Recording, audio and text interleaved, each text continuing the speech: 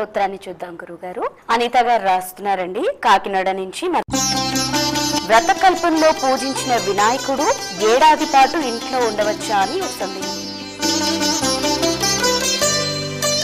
గణపతి యొక్క సిద్ధి వినాయక వ్రతం ఏదైతే ఉన్నదో ఈ వ్రతం చేసినటువంటి గణపతిని ఇంట్లో మనం రక్షగా పెట్టుకోవచ్చు.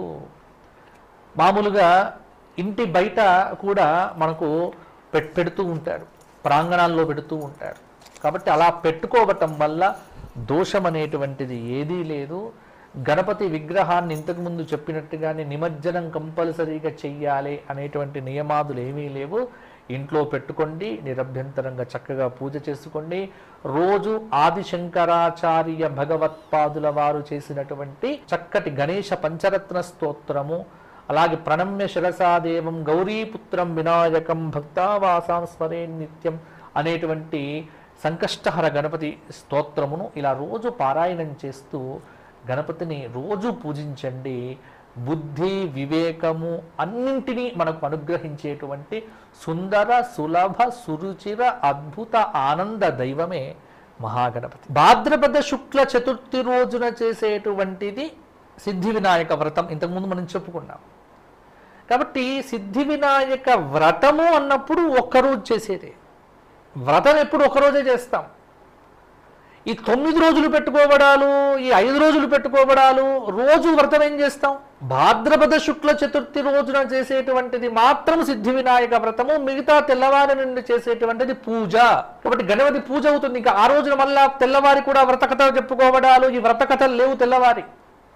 వ్రతకథలు మాత్రము చెప్పుకునేది కేవలంగా భాద్రపద శుక్ల చతుర్థి రోజు మాత్రమే. మనకు ఈ విధానం కూడా ఎక్కడి నుండి వచ్చింది? శ్రీరాముడికి నవరాత్రములు ఉన్నట్టు, అలాగే అమ్మవారికి నవరాత్రములు ఉన్నట్టు గణపతికి నవరాత్ర దీక్ష లేదు. ఎక్కడ ఈ విధానమే లేదు. గణపతి నవరాత్రములు అని చేస్తూ ఉన్నారు 9 రోజులుగా పూజ. కానీ ఇది చేసేది వ్రతము, ఇది నవరాత్ర దీక్ష కాదు.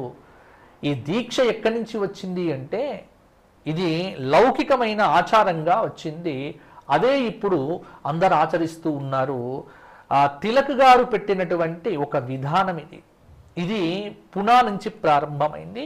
ఇక అక్కడి నుంచి కంటిన్యూ అవుతూ వస్తున్నది. మనమందరం కూడా దీన్ని ఆచరిస్తూ వస్తున్నాం. కాబట్టి గణపతి యొక్క ఈ నవరాత్రములు అనేటువంటివి కాకుండా సిద్ధి వినాయక వ్రతము అనేటువంటిదే భాద్రపద మాసంలో శుక్లపక్షంలో చతుర్థి రోజున చేసేటువంటిది.